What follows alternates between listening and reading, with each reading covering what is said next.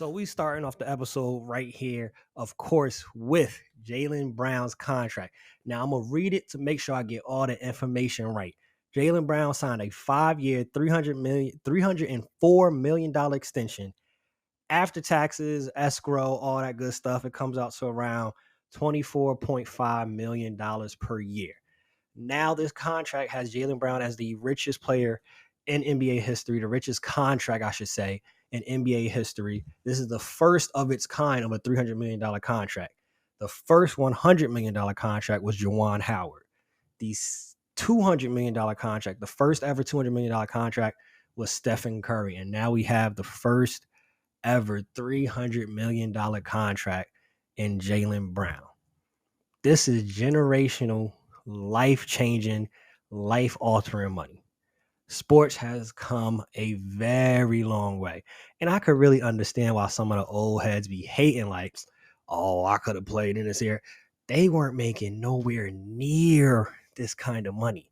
Like I said, the first $100 million contract was Juwan Howard, and that was over, I think, 7 years in 1996 or something. I heard T Mac talking about he had a max contract that was at $97 million. That was a max back then. That was a super max back then. $300 million for Jaylen Brown. Now, some may say he doesn't deserve it. He dribbles with one hand. He can't do everything that Jason Tatum can do. But guess what? In this situation, the Boston Celtics really had no other choice but to sign Jaylen Brown. When you look at Jaylen Brown and Jason Tatum, they're both under 28 years old and already has had that much success. You're not going to break that up. You're not getting another Jaylen Brown walking through the door right now. And I think people are disregarding the aspect of continuity and chemistry. In sports like basketball, in sports like football, chemistry, continuity is needed. Let's look at the Denver Nuggets. That team stayed together. The core stayed together, and they got a chip. Jaylen Brown and Jason Tatum, I am very confident that in this span of the next 5 years, they're going to get a ring. Some may say at least one, but I know they're going to. I'm confident that they can get a ring. That tandem right there. Two super duper talented people.